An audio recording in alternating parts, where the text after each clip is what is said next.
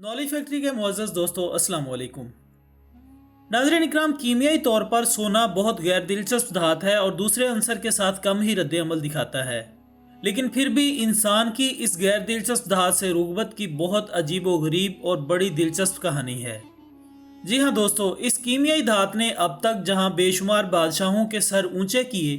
वहीं कई लोगों को इसकी बदौलत ज़मीन में भी गाड़ दिया है, जबकि दर हकीकत इस धात का इंसानों के हाथ लगना एक बड़ी ही खुश नसीबी थी, क्योंकि पिछले 4 अरब सालों से इस ज़मीन का लावा जैसे जैसे ठंडा हुआ, वैसे वैसे इस कुर्रा अर्ज़ पर बसने वाले इंसानों का ज़मीन की ऊपर वाली सतह पर एल्यूमीनियम, पोटाशियम, मैग्नीशियम, सोडियम और कैल्शियम जैसी कई मादनियात से सामना हुआ, और लोहा, तांबा, मरकरी, प्लाटीनियम और सोने जैसी कई धातें ज़मीन की पाताल में चली गईं, जिसकी वजह से ज़मीन पर इन चीज़ों का नामो निशान तक न रहा, जबकि ये धात हमेशा की तरह ज़मीन की तहों में दबकर रह गई। लेकिन इंसान की खुशकिस्मती ये हुई कि ज़मीन के इब्तदाई दौर में बार बार होने वाले धमाकों ने इन धातों को लावा के ज़रिए बाहर निकाल दिया और सोने के कई अज्जा ज़मीन के कई इलाकों में फैल गए, और यूँ कुछ जगहों पर बहुत कम जबकि कुछ इलाकों में बहुत ज़्यादा तादाद में सोने की मिकदार पाई जाने लगी। अब सोने के कच्चे ज़रात को साफ़ सुथरा करके इन्हें मुख्तलिफ़ शक्लों में ढालने का हुनर मिस्र की अक़वाम ने 5 मिलियन साल पहले ही सीख लिया था, और वो ये भी जान चुके थे कि ये धात बहुत कीमती है, इसलिए उस दौर के लोगों में से जिसके हाथ जितना सोना लगता वो इसे ज़मीन में कहीं ना कहीं दफन कर दिया करते थे। यहाँ तक कि उस दौर के बादशाह इस धात के ज़रिए ताबूत भी बनवा लिया करते थे ताकि बाद में आने वाले लोग इन्हें पहचान सकें। फिर नाजरीन, एक दौर वो भी आया जब सोने को करेंसी के तौर पर इस्तेमाल किया जाने लगा, और सोना वाहिद अंसर बना जिसे इंसानों ने हमेशा करेंसी के तौर पर इस्तेमाल करने को तरजीह दी।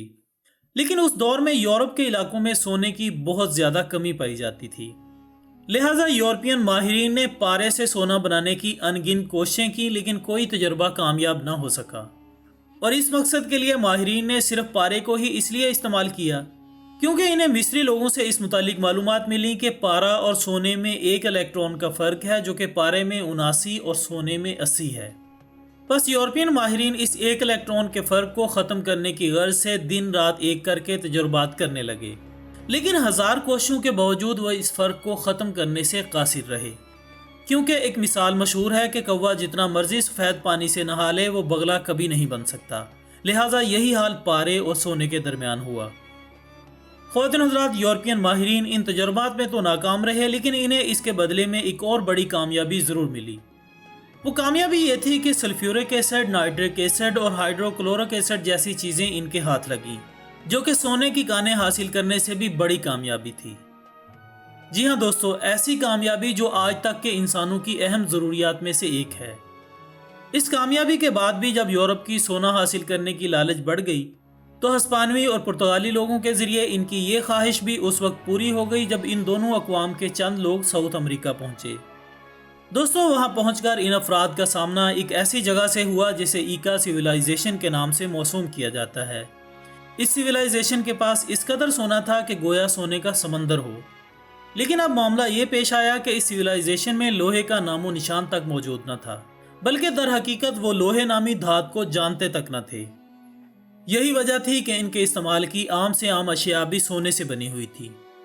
जिसे देखकर हस्पानवी लुटेरों के मुंह में पानी भर आया और उन्होंने इसे हासिल करने की गर्ज से इस सिविलाइजेशन का नामो निशान तक मिटा दिया, और फिर लूट मार करने के बाद सारा का सारा सोना यूरोप भिजवा दिया। इसके बाद यूरोप तरक्की की राहों पर गामजन तो हो गया, मगर यह हकीकत हमेशा साथ रहेगी कि इनकी तरक्की की बुनियाद लूट मार के माल से शुरू हुई थी। बहरहाल नाजरीन, तरक्की का ये सिलसिला बढ़ता चला गया, और फिर 1848 सन ईस्वी में जेम्स मार्शल नाम के एक यूरोपियन को अमेरिका के कैलिफोर्निया नामी रियासत में मौजूद एक नदी के किनारे से सोने के काफ़ी ज़र्रात मिले,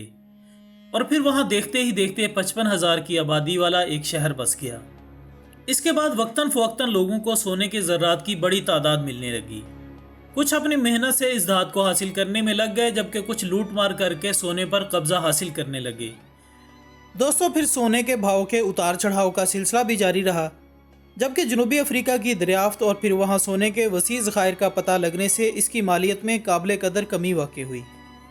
फिर 1973 में अमेरिकी सदर रिचर्ड निक्सन ने अमेरिकी डॉलर का सोने से ताल्लुक़ ख़त्म करने का फ़ैसला किया। निक्सन के इस फैसले के पीछे एक ही सादा सी वजह थी और वो ये थी कि अमेरिका के पास ज़रूरी सोना ख़त्म होना शुरू हो गया था, जो कि इसे डॉलर शाया करने के लिए ज़र ज़मानत के तौर पर रखना होता था।